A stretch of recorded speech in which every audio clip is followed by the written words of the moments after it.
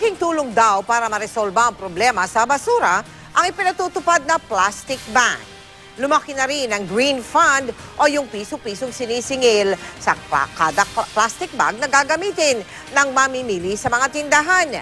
Pero hindi raw dito dapat natatapos ang kampanya laban sa mga plastic na nagiging sanhi ng baha. Nakatutok si Steve Dailisan. Inabutan namin ang mag-asawang Llama sa supermarket na ito sa Quezon City. Ang mga napamiling produkto, diretso agad sa inihanda nilang eco bags. Bukod sa ayaw magmulta, kontribusyon daw nila ito para makabawas sa problema ng basura, lalo't ang kanilang lugar madalas daw bahain.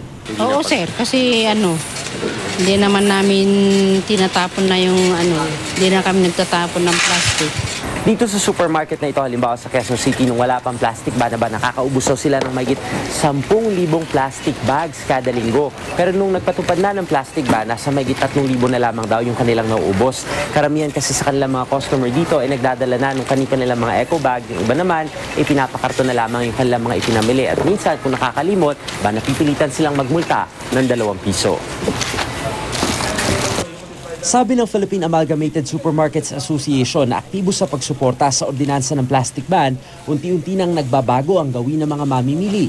Pero sa mga umaangal sa dagdag gastos ng 2 piso kada plastic bag, paglilinaw nila, hindi sa City Hall o sa mismong supermarket ito mapupunta, kundi sa Green Fund na maaaring gamitin para sa mga proyektong pangkalikasan. Pagbabago, pagbabago. No? That's your share in helping out in the ecology and in moving the country forward, diba?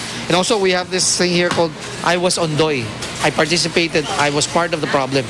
Pero pag tinagalog mo, I was ondoy. Mula nang ipatupad sa Quezon City ang plastic ban noong Oktubre, aabot na raw sa 24 million pesos ang Green Fund at di pa raw ito nagagastos. 500,000 na sandbags na rin daw ang hindi nagamit o katumbas ng 2 truck ng plastic. Pero malayo-layo pa rin daw sa target, lalo't sa isang pag-aaral, aabot sa 45 truck ng plastic kada araw ang pumapasok sa Payatas dump site. Imagine hindi na siya mapupunta dun sa waste stream natin. Makakabawas na siya ng space dun sa landfill natin, so mapapakinabangan palalo yung landfill. And yung sa mga kalat, medyo at least hindi na napupunta. Imbis na maitapon sa nare-recover na natin. Maitapon sa kalsada, sa ilog. Pinakamahirap daw sa pagpapatupad ng ordinansa ay yung baguhin ang nakagawian ng mga komunidad. Ang inaaral naman nila ngayon kung paano hindi rin magamit ang mga sandbag bilang basurahan.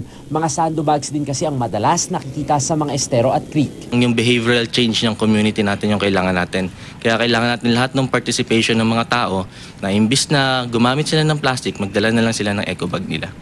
Maliit mga hakbang ang plastic ban, malaking bagay naman daw ito para makabawas sa problema ng basura. At kung magtatagumpay, baka makatulong din sa pagresolba sa problema ng pagbaha sa Metro Manila. Steve Dailisa, Nakatutok, 24 Oras.